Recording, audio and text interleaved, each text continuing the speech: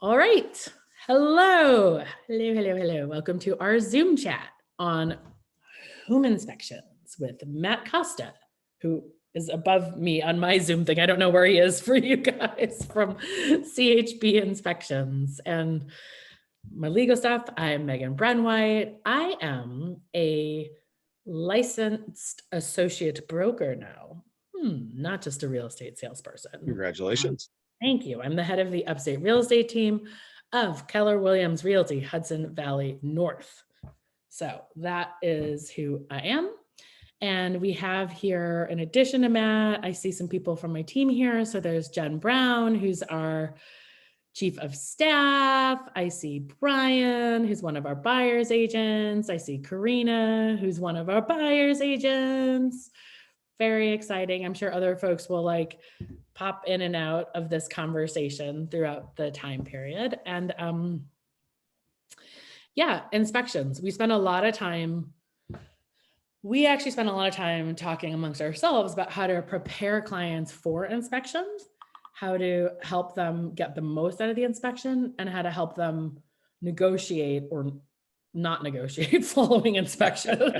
So in this seller's market, it's mostly like how to help them figure out what they can live with, following inspection. And so I said in my comments that Matt is one of the inspectors that we do a ton of work with. I've used personally. And, I think our criteria for inspectors, and I don't know if I've ever said this explicitly to you, Matt, but like we're looking for people who are unbelievably thorough. That's like a baseline. And I feel like the first time that I can't remember which inspection it was, where you just like crawled right under the house and like came back out. I think it was those two houses that were falling down the hill. Oh, yes. With angry Santa who lived next door. Yes. Yeah. I remember that. So, yeah. And I was like, okay, he's like doing a crab walk or whatever under like this disgusting house that looks like it's going to collapse every second. And that was actually one of the few houses where you were like, yeah, no, like if you want me to stop the inspection, no, we don't have to go further after he did that. So wasn't that Shannon? It was Shannon. Yeah. And she wound up getting a really cute place. She wound up getting a great house. Yeah. So, that's the thing. It all's well that ends well. But so thorough. I think that the other thing that we talk about is the ability to see issues with inspections, not as like problems exactly, but just as like, this thing has this cost. It's not like an emotional attack on you to find mold or something. It's just like, or that like the roof was done.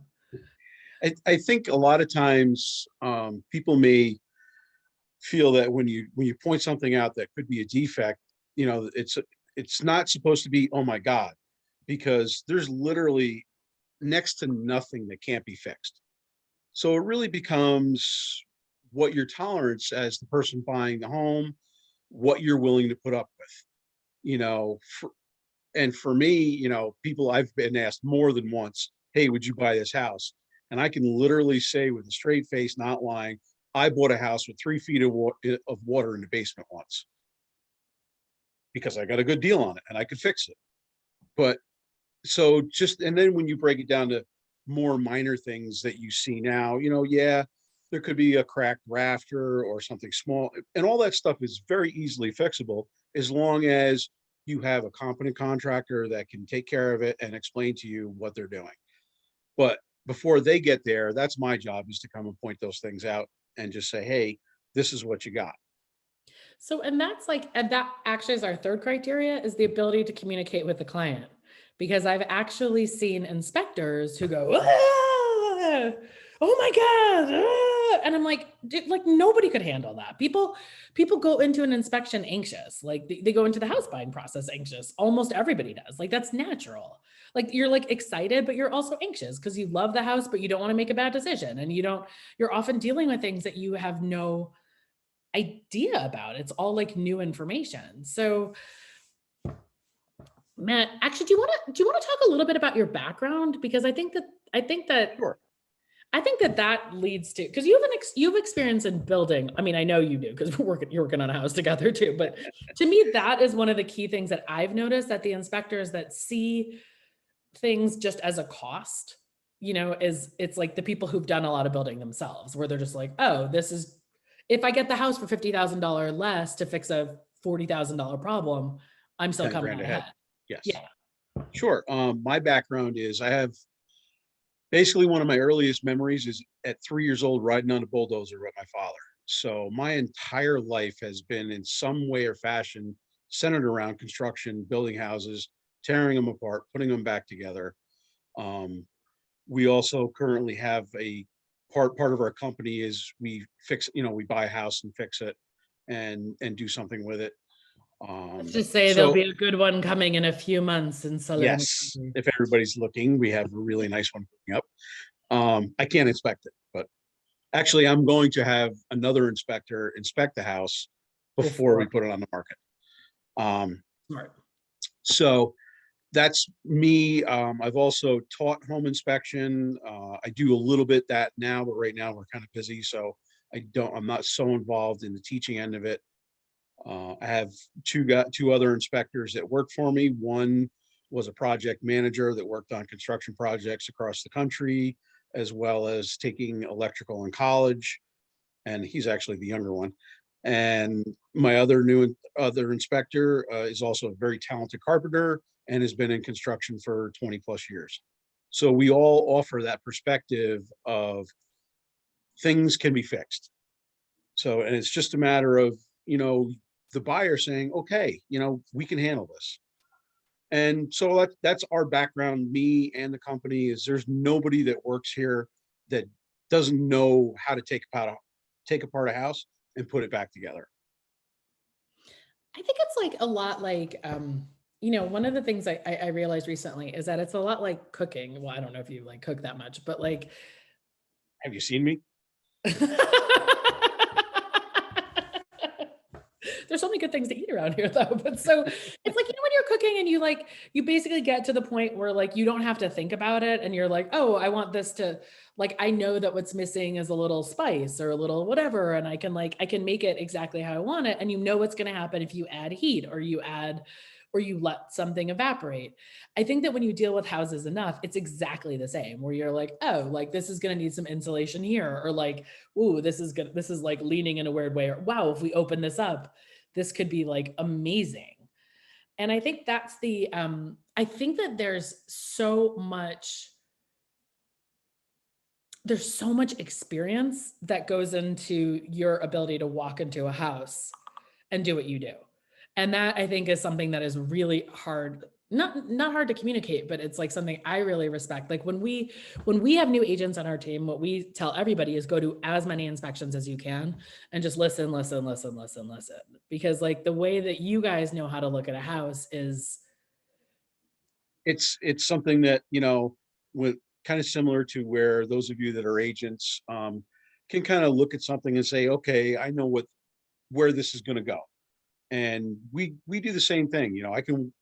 I start looking at the house when I pull in the driveway, and it's a blessing and a curse. Sometimes I wind up doing it when I go to the in-laws or whatever, but that's never a bonus when you start tearing things apart. But it's just a lot of times it's something that can't be taught, but has to be learned if you know the difference. You can't like teach everything in a book. It has to be experienced. And, all like now we're sending out, my two other inspectors are working as a team. So they're doing things where they're going and they feed off of each other, and your client or your buyers are getting two sets of eyes for the price of one. And they're going through, we just did one this morning that was a large building and all three of us were there. So it just, we're good at that, where everybody can help each other out. And that kind of transfers over into what you as agents and buyers can experience, is that we offer you more than one perspective on things. I think that's super helpful. And I think that, so there's a bunch of different ways I want this to go. But one thing I wanted to also cover is that the fact that sometimes when we as agents make recommendations for inspectors, especially if it's a dual agency situation where we're working with both sides, a lot of people be like, no, I want to find my own inspector. Like we're trying to find some kind of like dodgy inspector who like doesn't care. So that's one thing I wanted to address directly, because I do think that buyers see that like we have a natural rapport because we've done like a million, you know what I mean? With Mhm. the inspectors or the attorneys, we've all done a million deals together, Right. so like we know each other pretty well, and we've like see each other occasionally, and we may know them less well, but that doesn't mean that any of us are not like working for them in that moment, or that we're gonna like talk and like come up with some sneaky way to like change the inspection. And it's like, it's weird. I forget that people think that or may think that until I remember that like real estate has like a pretty bad reputation. Or I mean, real Yes. estate agents do, like probably home inspectors don't, but it's like, I just think No, some of them do. Some of them, there are people out there, just like there's not great real estate agents. There's some inspectors that, and it goes on both sides of the spectrum where some of them take great pleasure in finding everything. small things and blowing them up out of proportion. It's like a badge of honor to blow a deal.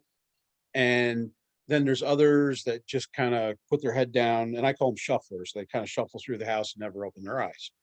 Um, my job is to look, and it's one of those questions that, does a house pass or fail? It's not a matter of what the house passes or fails. There's no such thing.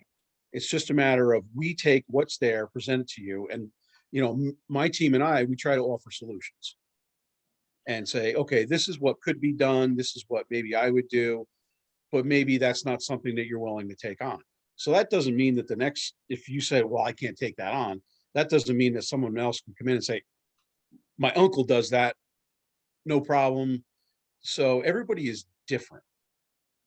Me personally, when you see somebody, say, just to call them out because they're sitting in the middle of my screen, Johnny, the other day, you guys really like that house. And if I had to, if I found something that was significant, and the look on your face when you tell somebody that you just broke their heart, you know, is hard for me, but it's also part why I'm there. My job as the inspector, is to protect you, buyer, my client. You're my first and foremost, and that's my job, and that's and we take it serious. And I think the point is that like, just FYI, inspectors do not give a rat's ass if they about the real. I mean, they want to have a nice relationship with us as real estate agents, because we kind of work together. But it's not like Matt's going to be like, oh, Megan's going to be bummed because I found this like structural issue with the house. Like, let me just erase that part of my report. A million times, no. Like that just doesn't even happen. Like what happens, the reason we work together sometimes is that, or often is, and then with the clients is to be like, okay, this is what you found, this is what it'll cost, what would the house like, and this is where it goes back to the negotiation and the real estate thing. Can we get some money off for the house based on that? Maybe yes, maybe no, depending on the market. Or what'll this house be worth in a few years if this is fixed plus those other things are fixed? And that goes right back into the real estate agent's wheelhouse of like, I mean, I was just mentioning to Matt before this call that we have clients who they're accepting a buried oil tank that they can't test, major structural issues with the house. And I was like, if you do not want to buy this house, I will buy it from you and I will flip it tomorrow doing nothing and I will make $100,000 more. I was like, so like, just know that is like a legitimate offer on the table from me, because they got this like screamingly good deal because like the pictures were really bad and everything else, and that is a case as Three Matt. feet of snow that we wallowed through. Yeah, right. I mean, so we couldn't even see half of the things, but the buyer's dad is a contractor.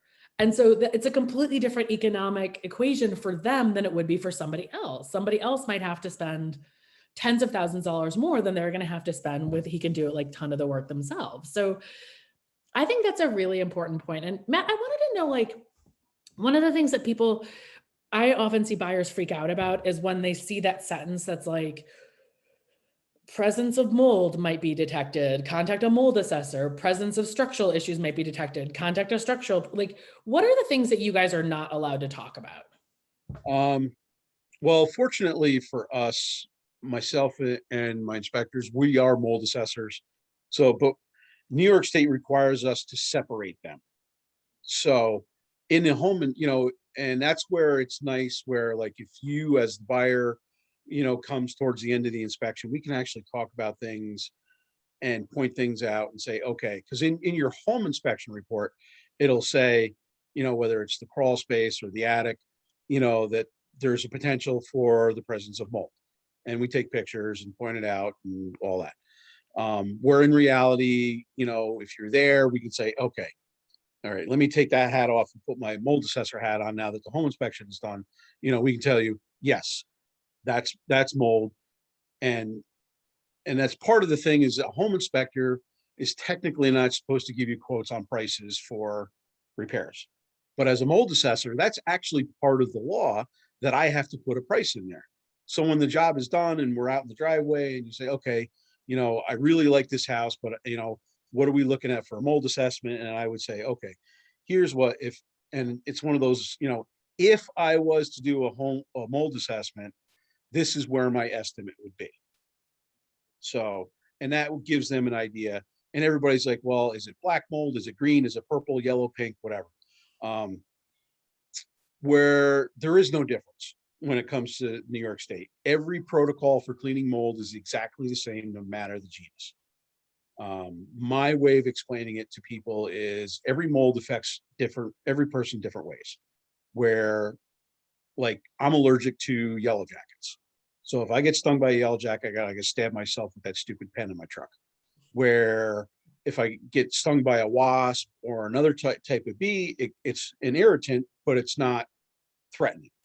So though everything else is okay somewhat, whereas it's only yellow jacket. So it's the same thing with mold with people. They're all maybe allergic to different things. When it comes to major structural issues or anything like that, and this is one of the things we go over with, me and my guys is, if something's broke, tell people to get it fixed. Unless there's something really questionable, I almost never recommend an engineer, because what you're doing is you're paying somebody else to come in and look at it and tell you the same thing that I just said needs to be fixed. So why not skip that middle guy for $1,000, where I can tell you, and we have a whole list of contractors that we have worked with through our own construction company that we recommend, say, okay, these are people that we trust, and get a couple of quotes, because here's something that's broken, needs to be fixed. So why spend that extra money to have somebody else come in there? The only thing you're almost required to is the mold assessment, because mold remediation has a specific law that deals with it. What about, so radon, I guess. Well, if you find that radon is high, It's a very simple fix.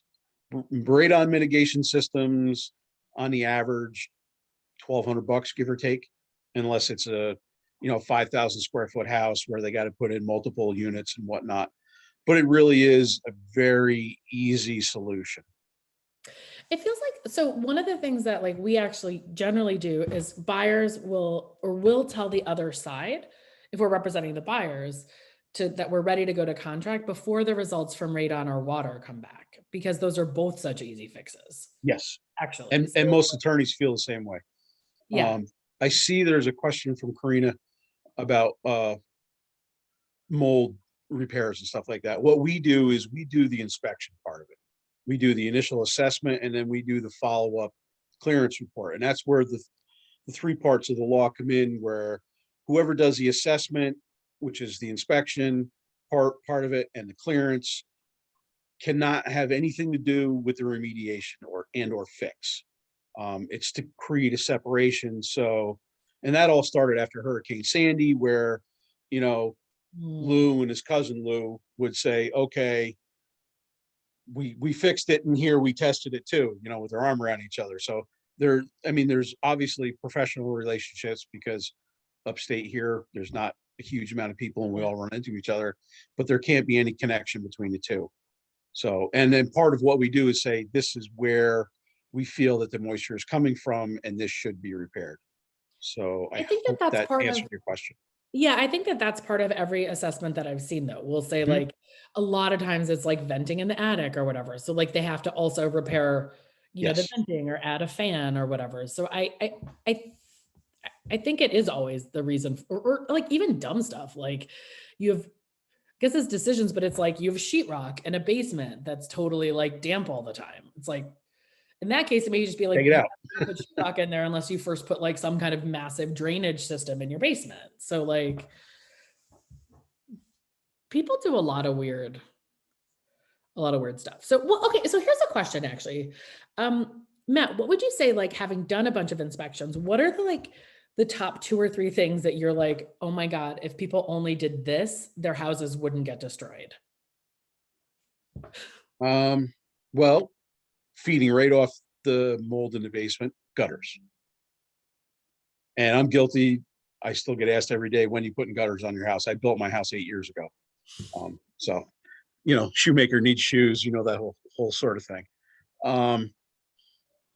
And the gutters and, making sure, and I know everybody wants to move to the country because of the trees and everything else. I think trees too close to the house are an issue for multiple reasons. Number one, windstorms, your obvious danger. But down the road, those tree roots can do a multiple of things. They can either intrude into your septic system and clog the pipes. They can ruin your blacktop if you have a tree along the driveway, or they could potentially even be strong enough and heavy enough to crack your foundation. So those are 2 things that are kind of real simple fixes that would greatly extend your longevity of the quality of your home. And then just really typical maintenance. It costs so little in comparison to paint and stain your wood, because let's all be honest, everybody likes wood siding. So to do that little bit every 3 years as compared to replacing it in 10 years because it's all rotten, very simple things. What about, okay, so follow-up question to the gutters. I'm just gonna ask a question that's occurred to me always that like, which is just like, it feels like it would be just as bad to have all your water like poured to the corner of one part of the house as like be distributed along the whole roof line. Well, ideally, Or like, would you have a gutter, like a drain that pushes it away? when they're installed correctly, there should be a downspout extension that moves the water at least 10 feet away from the house, 6 to 10 feet away, in an area which then would grade away from the house. So Somebody told me, a gutter guy told us once that the extenders aren't that useful because they get clogged so often. gutters themselves need to be cleaned too. So Yeah. some people put them, you can also bury the pipe going out and take it out a little bit further. That's an option because then you don't have to move them when you're mowing your yard. So it's when you consider that, when you just this pure square footage of your roof and then all that water dropping down in alongside your foundation, it creates all that hydraulic pressure. So it's always a good thing, in my opinion, to get rid of that water.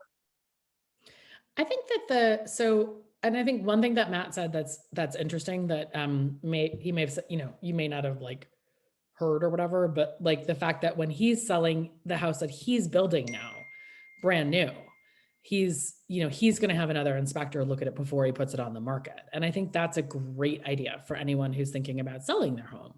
It is a great idea because then you can identify a bunch of problems and get them taken care of. For example, mold, and Matt, please correct me if I'm wrong. The sellers can legally correct up to 10 square feet of mold themselves. Actually, a homeowner can actually do the whole thing themselves. Oh, really? Okay. Yes. I thought it was only 10 Yep. square feet or something. Where I think it becomes an issue with sellers is once we come in and identify it as the buyer. Now, say Johnny, the house we looked at didn't have mold, and you got your air samples back. I hope they looked fantastic, by the way. If there was mold, most buyers aren't going to accept the fact that Uncle Bob's going to come in and take care of the mold.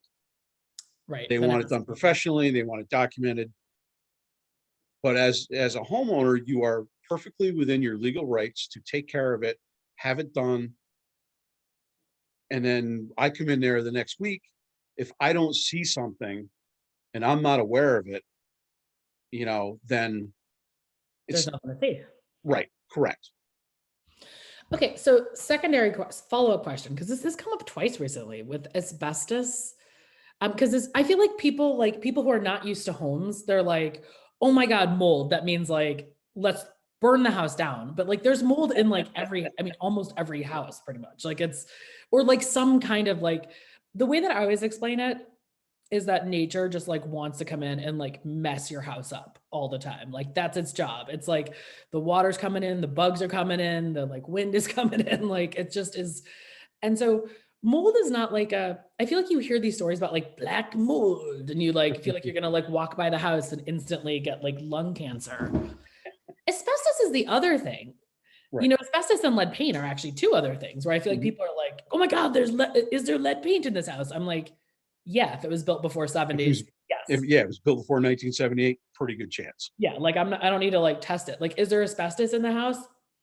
If I can look at your shingles and be like, yep, probably, maybe in your insulation could be wrapping your pipes. There's literally asbestos, and it's amazing the number of things, even still today, that contain asbestos. I didn't know that the like linoleum looking floor tiles back in the day, like used Mhm. asbestos adhesive or whatever it Yep. was. And when they went to go like take those off, they're like, yep, you're gonna get asbestos everywhere. So Even joint compound contains a minute amount of asbestos. okay, so here's the question. If you were a homeowner or a buyer and you saw pipes wrapped with asbestos, like the asbestos Mhm. insulation, Yes. what would you do? Would you just like take it down? Would you just leave it? There's two ways that it can be addressed. It can be what they call encapsulated, Mhm. which they would contain it with a heavy plastic or tape or whatever, seal it over, and that is an acceptable form of containment. Or you can go the whole route and get rid of it. And there's two ways to get rid of it. A homeowner can get rid of it, and or they can have a full-on asbestos abatement, with the guys coming in with respirators and spacesuits and all the other thing. So, for some that is just on the pipes or whatever, most of the time it's in areas that aren't occupied. So there's really nothing wrong with containing it. A lot of times we'll see it on the older houses. Um, the siding, literally some of the best siding ever made. So where asbestos becomes an issue is when it becomes airborne, or what they call friable. So as long as you're not out there sanding on it, they do make cement replacement tiles. So if you have a couple broken, you replace them and you won't know the difference. So Like the it cute old fashioned asbestos tiles they have. Oh, I didn't do that. wide lumber and monosalt. Yeah, they're super cute. So okay, I see a question here that so this is just to say that like one of the confusing thing I think for buyers is that like once you, and this is like this kind of is the WebMD syndrome, right? So like you're like, oh, there's radon or asbestos or mold. All of a sudden you and your uncle and your brother and like your like great aunt who did real estate in Florida like are all like chiming in on what the best solution is. And so it sounds like it starts to sound like dodgy, like, oh my God, the sellers are just going to take down the asbestos sheathing from these pipes or encapsulate them, which basically means you can buy special tape and just wrap it around it or put plastic on it. It's not. Heavy garbage bags work. Yeah, exactly. It's not like basically what Matt is saying. And this is that like, in that case, as long as it doesn't get into the air, and also like, even if it got into, I mean, my understanding is that even if Or it gets walk down into the the street air, in Manhattan. you have to, right, and you have to like breathe it like a long time. You know what I mean? It's not like you've like one, right, like one whiff of asbestos and you're like drop dead. Otherwise, we'd all be dead, basically. I mean, if a homeowner was to do it themselves, they should follow safety protocols. And Yeah, put a mask on, ventilate it, whatever. But if you were, would you do that? Would you have to follow the safety protocol? I mean, I don't know why I'm like going on a total asbestos tangent, just because it came up recently. Like if you were just taping it up or like putting garbage bags it's around probably it. not a bad idea. I mean, who doesn't have an N95 mask right now? Fair point. No, you're right. You're right. You can tell that like I play a little like fast and loose with my health. So I'm like, would you have to wear a mask working with that asbestos mat and the mold? So okay, good. Everyone Yeah, follow Matt's advice. But don't go down the weird rabbit hole where you're gonna think that like, that all these things mean you have to like bulldoze the house to the ground. That's not the case. no, you don't have to burn the house down. There's so many inexpensive or reasonable. I mean, not only does everybody not have an N95 mask, Google, YouTube, there are so many resources just readily available to help the average homeowner do a lot of things themselves. I mean, some YouTube in things, particular, stay I out think, of your electric box, stuff like, yeah, otherwise we're going to have a different problem in the inspection. So, so you see that question from Kristen, Matt, I'm reading it right as a now. prospective buyer in this market, I've been advised to waive the inspection or do it for informational purposes only to make my offer more competitive. Matt, I'm curious to know if you actually advise doing that. You can give the inspector thing and I'll give the real estate agent opinion. I would say no. I mean, there's rarely any time that I can walk into a house. I think maybe it's only happened once or twice out of a couple thousand inspections that I haven't found things that to point out to you that would 2 or 3 times pay you back for what it cost us to be there. There's also a few occasions where we found some serious structural issues. I understand in today's market, it must be crazy for people. I would buy a house without inspection personally because I would go through it myself. So I would say, and I don't know, and I'm not going to jump in on Megan's end of it, but I can't imagine any agent who really truly is looking out for their client's best interest would advise them to do that. And I hope I'm not speaking out of turn when I say that. So I'll let Megan speak to that end of it. Yeah, I mean, the only people that we advise to do that are builders who have that same level of expertise. And we don't need to advise them to do that. They're just like, they basically like people who like have been in construction for 20 years. They're like, I don't need an inspection because I'm going to do this and I'm going to do that and I'm going to do this and I'm going to do that. Like, so those are the only people that like, and even they sometimes get inspections, so it's like, but for the average person, we would, well, okay, let me put it a different way. For the right price, maybe we would, you know what I mean? Like, obviously, if somebody's buying, let's just say there are some cases, like somebody's buying a house and they're buying it mostly because of the view and they know they're going to put in several $100,000 of work to the point that even a major structural issue wouldn't matter. Theoretically, then, like, you're basically treating the house as a tear down, you could probably just buy it. But it would have to be such a specific case where like either you really didn't care what the results were, or you could afford any of the worst case scenarios. And the worst case scenarios are always structural, right? I mean, that would be it. It would be like the times that you're like, back it up, move away is like when you start having to lift the entire house up and, rebuild foundations and stuff. Right. And that's where I think because I think everybody now, unfortunately, is near the top of their budget, because prices are up and that's just a reality. There's nothing we can do about that. Everything is moving very fast. And, you don't want to get into a $450,000 house and then a year later find out that there's $75,000 worth of new foundation work that needs to be done.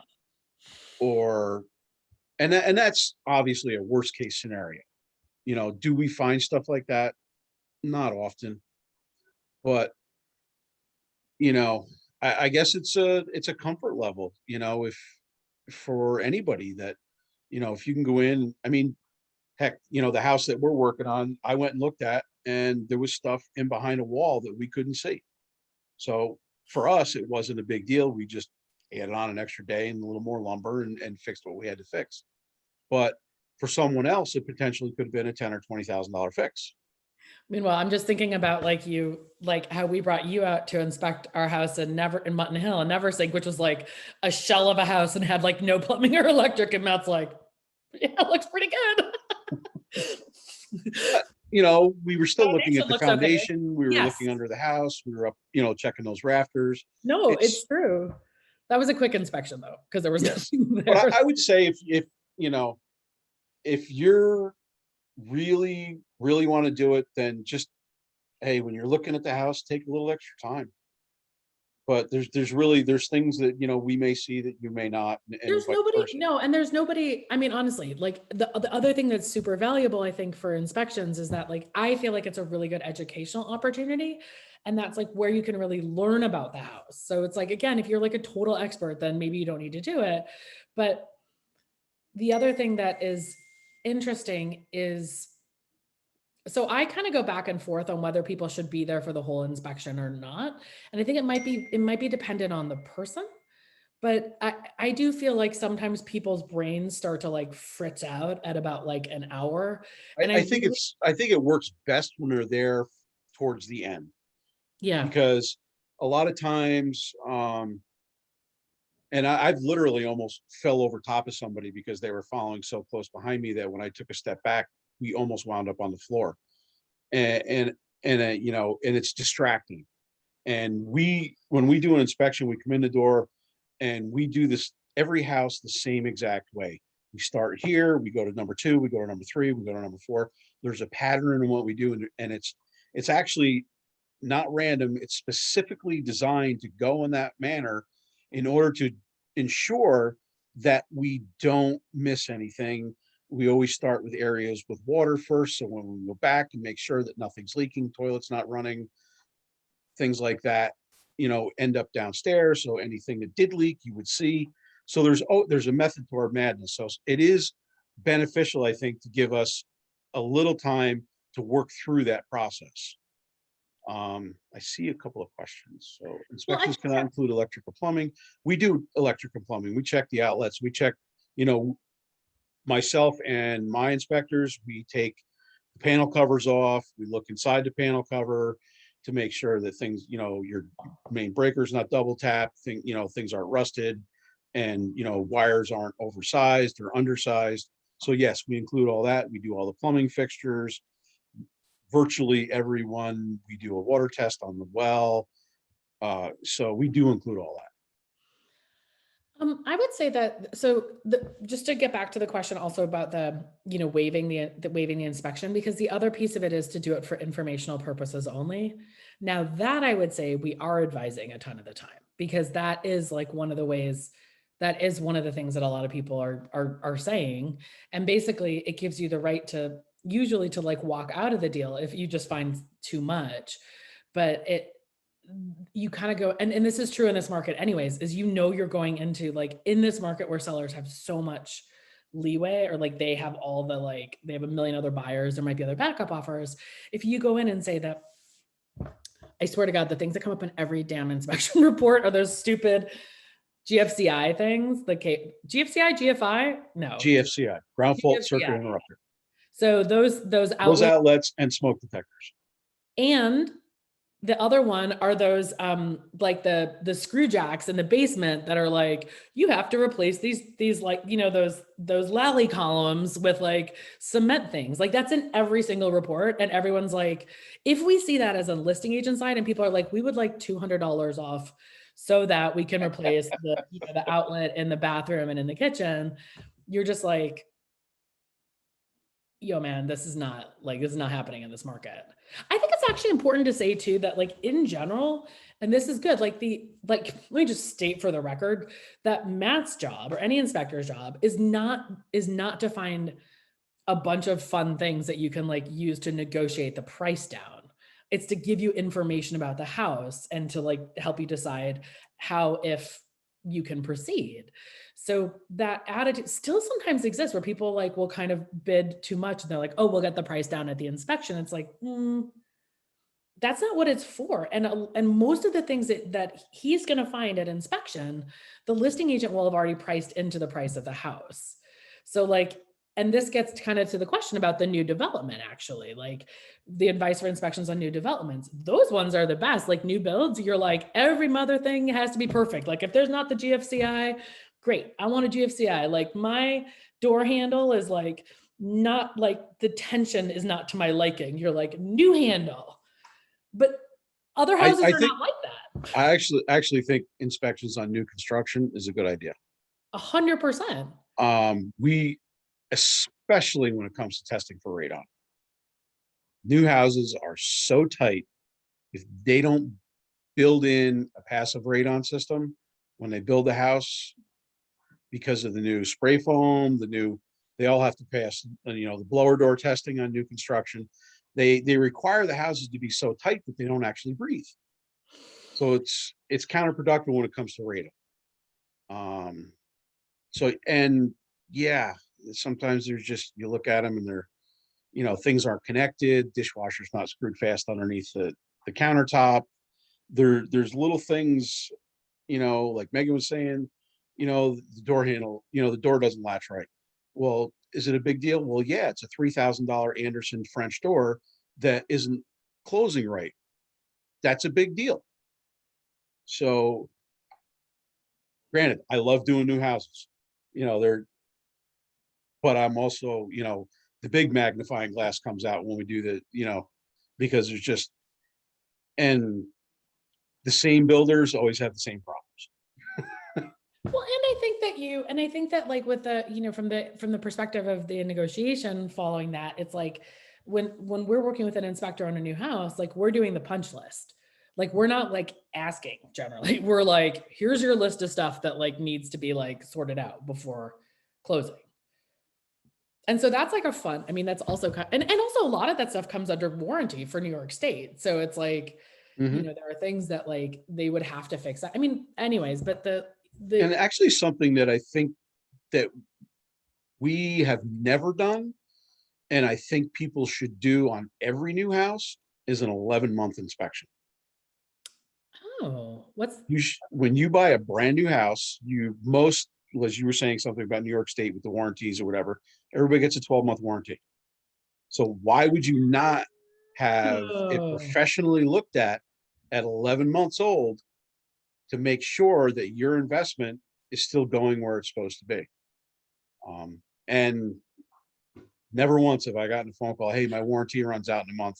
We'd like you to come look at the house. And I think it's a great idea. You know what is kind of genius about that? I mean, so one of the things that is also true, I think, is that when new people move into a house, new problems always appear because they just like use the house differently, and so that, I mean, I've seen that enough in my own life, in our clients' lives, that's just like to be expected. It's like a septic that didn't have a problem for a million years has a problem all of a sudden, or like the washer dryer breaks down or whatever. And so actually for almost anybody, even if they don't have any warranties in the house, it'd be pretty awesome to do an inspection roughly a year into it so that you can be like, okay, with how we're living in this house, what are the problems? Yep. And I see there's another question about moving to the country with underground and stuff. Wells, one thing about a well, your pump is at the bottom of the hole. You're never going to see it until the plumber comes and pulls it out when it quits. One thing that we do when we come do an inspection, I walk in the door after we do the outside, turn the water on, and it drives people crazy too. The water's going to run for an hour and a half. The whole time we're there, we flush dye down the toilet to put a stress test on the septic system, and that in the meantime, the water running all that time, you dump 300 or 400 gallons of water into the septic to make sure it's accepting it. It's not a bad idea to have somebody come and dig it up either.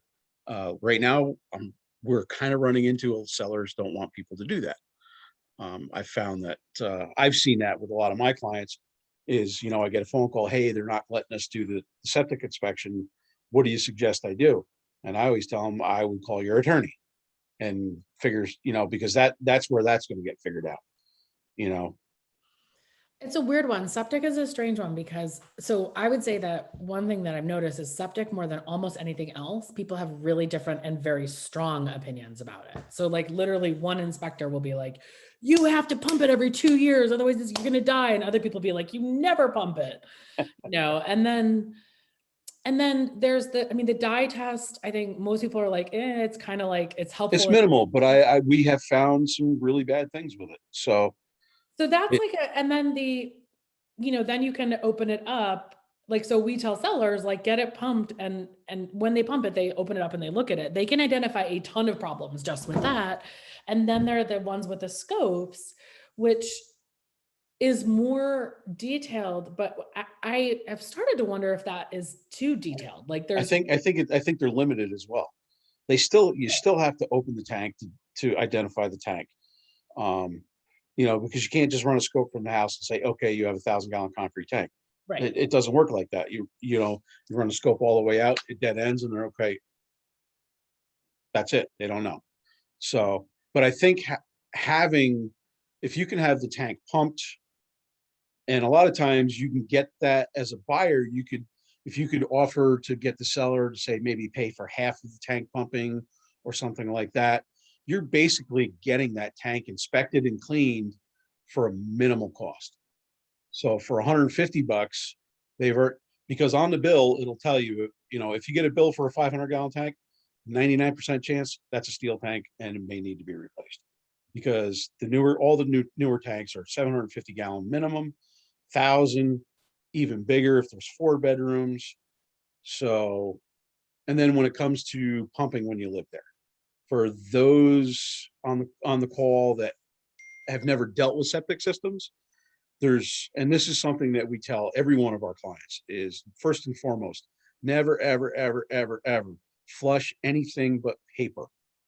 No kids' toys, which sometimes you can't help, but no hand wipes, feminine products, anything like that, because all those things contain a small amount of cotton and they don't break down in the system.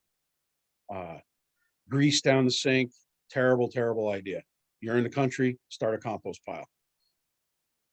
Thirdly, every other month, flush a cake of baker's yeast down the toilet. Now, what the yeast does, it energizes the bacteria that's in the system and helps it operate more efficiently. And when it comes to pumping out, if you're here part-time, 7, 8 years, because what happens is, if you don't, are there systems that people have never pumped? Yes. Are they working? Yes. Realistically, the chances of that are small. How a septic system becomes inefficient is when there becomes too many solids in the tank and they don't get cleaned out. They tend to start working around the baffle system that's meant to keep them contained. And then they get out into the field and plug the areas that the water is supposed to evaporate and absorb into the ground. So once that becomes plugged, your system is now broken. So instead of spending $350 every 5 years, now it costs you 10 grand for a new leach field.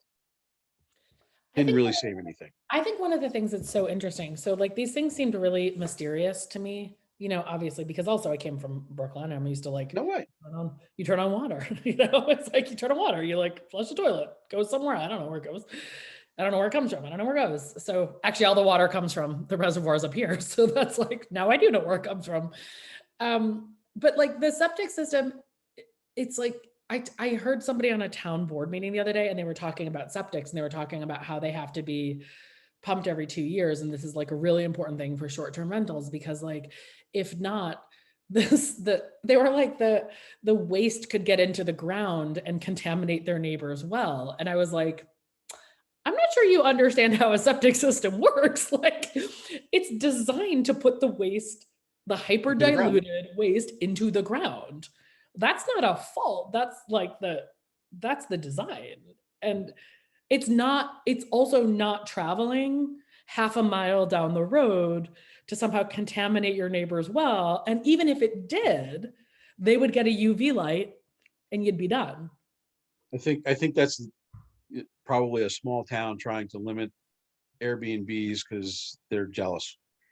No, they really didn't. I swear to God, I think they really didn't understand it. I mean, I think that was part of it, but like, I think it was like, they really just didn't understand it. And I think that that's what I think that,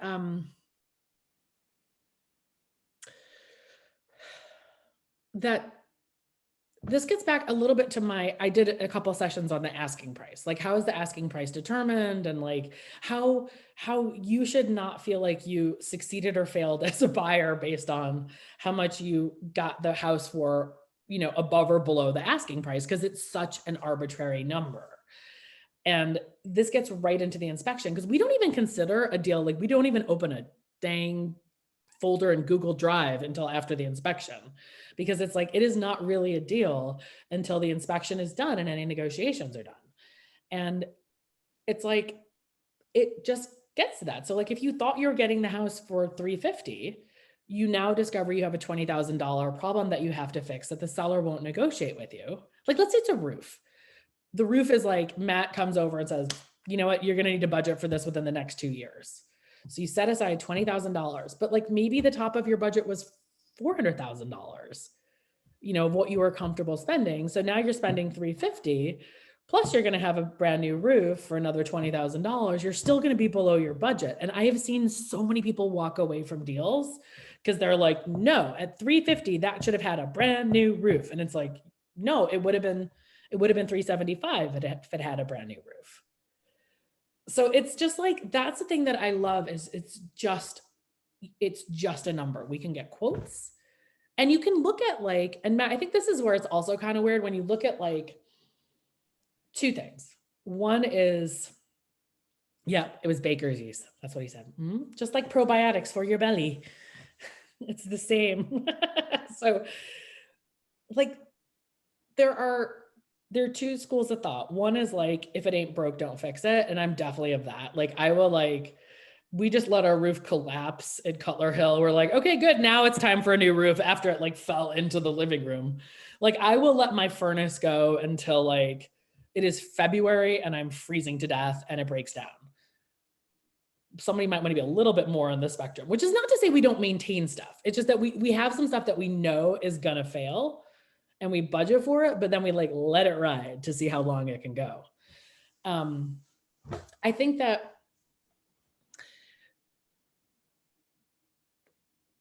there's also a question of like platinum versus like okay for now solutions. So it's like, so for example, if you see a roof that's not leaking, but it's old, it's like, you're going to tell the people, hey, you should budget for a new roof.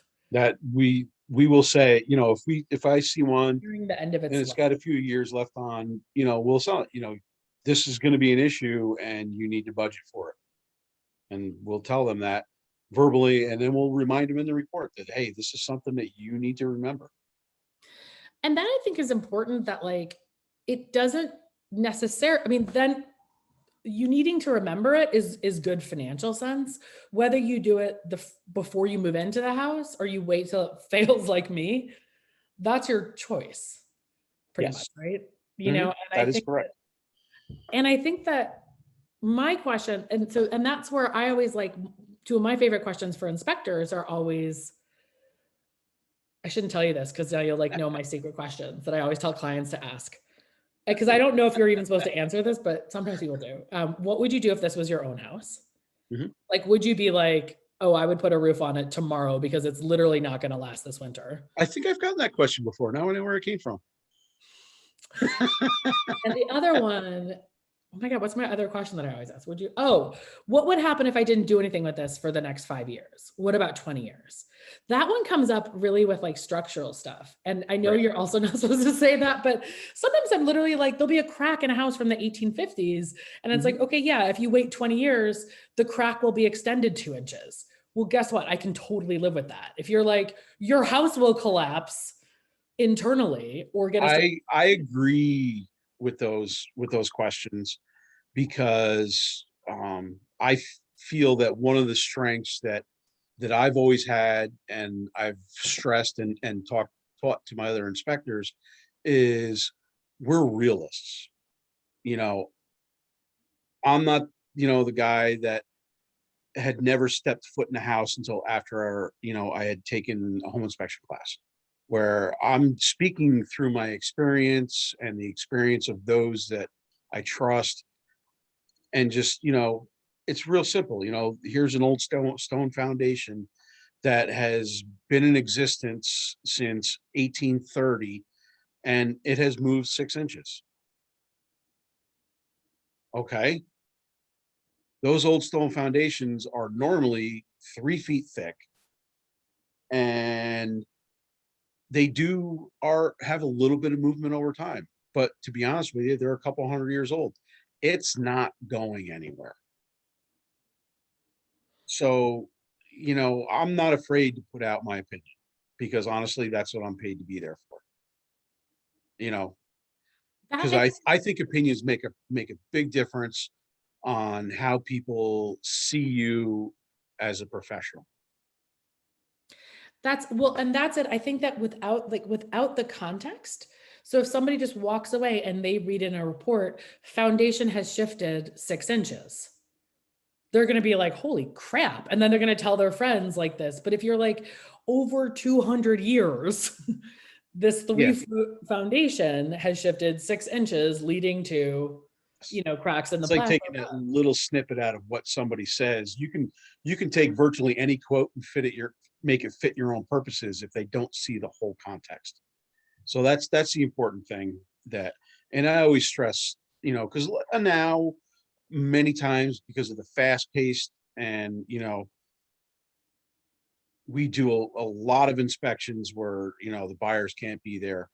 It's always, if you have a question, email me, call me. We'll be more than happy to go over things. And it may have to wait till the evening where I can sit at my computer and look at the report and go over it. But to be able to walk somebody through it, I think, is the most important part, and for them to understand what we looked at.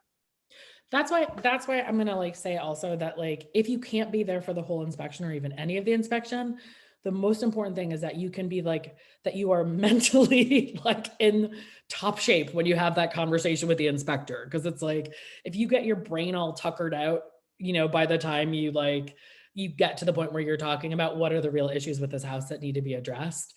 I've absolutely seen that happen because people are asking questions and they're just firing on all cylinders and they're looking at things. And then by the time you're okay, what does it mean? They're kind of eyes are glazed over. So I think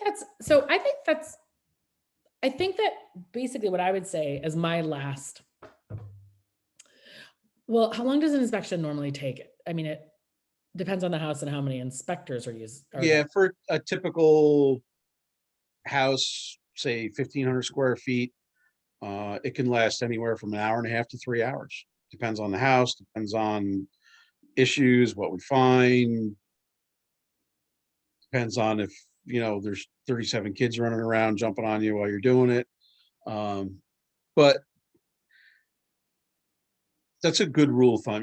Just budget for a few hours if you're going to be there. I think that my little last, and Matt, I want you to think about what's your last best piece of advice for people. And I think that mine would be, after thinking about this conversation, is for buyers to go into the inspection with the mindset that that the inspector is totally their ally, who's helping them understand the house, who's helping them um understand if the kind of if the cost that they might need to fix something is going to be worth it for them and fits in their budget and stuff. And then it goes from the inspector to the agent to then kind of negotiate and try and keep the deal together, whether or not that means asking for a reduction in cost or whatever. But I think that really, if I think about it, the mindset makes such a big difference. If someone goes into that inspection and they're I'm gonna he's gonna find everything wrong with this house, I can't wait because we're gonna get a deduction, or they're really nervous and they're oh, this is at the top of our budget, so if he finds 3 things, the deal is toast. And then the 3 things could be so minor, but they're so freaked out already that it doesn't matter. So I think that just being curious and really using it as an opportunity to learn. I think that's great. And to come in and I know that Brian was very impressed with not that we keep mentioning Johnny and Scott, but we do. But I know Brian was very impressed by how they had questions in advance about the house and they had done some research in advance and we're here are some specific things we want to cover. And that's honestly one of the first things I ask, and I'm pretty sure I did with you guys too, John, is, do you have any questions? Do you have any concerns? Is there anything that when you were here looking at the house, what can we address to either confirm or alleviate those fears? Hopefully alleviate. But and for me, one of the things that we do when I send out a confirmation email to my clients, there's a link to an article on what is a home inspection. Mm. And if people actually understand what a home inspection is and isn't, makes a big deal. It kind of, so their expectations are realistic. We can't see through a wall. You can't see what's behind it. But we also, if we see an indication that there might be something going on, we'll do what we can to try and investigate a little bit, either using a moisture meter or a thermal camera or something like that. There's ways that we can try to find things out, but there's just some things that you can't do. And as long as they know what it is and it isn't, that helps them understand what we're going to do when we're there. And I think that and I do think that having an inspector, I mean, the inspectors are really busy. So that's the other thing, is that everybody, so when we call Matt, or when the client calls Matt and they're like, when can you do the next inspection within the next 10 days? He gives us a time and a date and we're like, great. There's not a lot of oh, well, I have a free lunch on Thursday, so can we do it then? So it's that's just the reality of the good inspectors. If it's not, everybody wants the inspection on Saturday. Well, there's only so much time. So, right.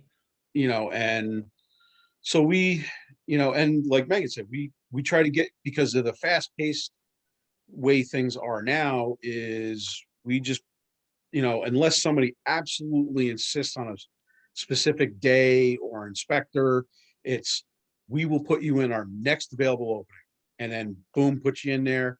And, and I've gotten phone calls, hey, well, can you do this day? No, I'm sorry, we're booked. Well, what if I give you extra? No, I'm sorry. What if I did that for you and the other guy called me and says he's going to pay me even more to bump you? We do. My goal is to get to people within 4 or 5 business days, which, is a week. So that's our realistic timeline. Oh, okay. Last thing I want to say, just to make sure that also one of the other criteria for inspectors we work with generally is that, like Matt, they have, and again, we have a very, very short list. So they will give you a report immediately, essentially the same day you're going to get a digital report, because he's there with his iPad or whatever, doing the report as he's walking through pretty much, and taking all the photos and everything. Because one of the most hideous things in this market is to do the inspection, have some kind of question about stuff, and then not get the report for 5 days. That absolutely happens. So No, we send all our reports same day. And I guess the other thing I would say, the last thing I would say, is that 99% of the time we can decide what we're going to negotiate at the inspection. We don't need to wait for the report. So people say, oh, I want to read the report because I want to see anything. But that's that last 10, 15 minutes with the inspector is what's really important. And a good agent should be able to look at the inspector and go, or help the conversation. What do I need to worry about? What are their safety, are there any safety things? Are there any major things that we need to worry about? You mentioned the roof. You think it's 5 years really, or you think they could, you know what I mean? Do you think it's whatever? So I think that that's where because they don't, what inspectors do not, I don't think you don't ever put secret surprises in the reports that. They're not No, I always tell people when we part ways at the end of our, conversation after the inspection is there's no surprises. Yeah. We've talked about, there might be minor things, cosmetic things, something like that, because, and it's always an important thing to read the whole report, because the summary is that it's just a summary of the most important items, and there's a whole bunch of things later on down through in the next 20 or 30 pages that are minor, and you may need, the sink drips. Okay.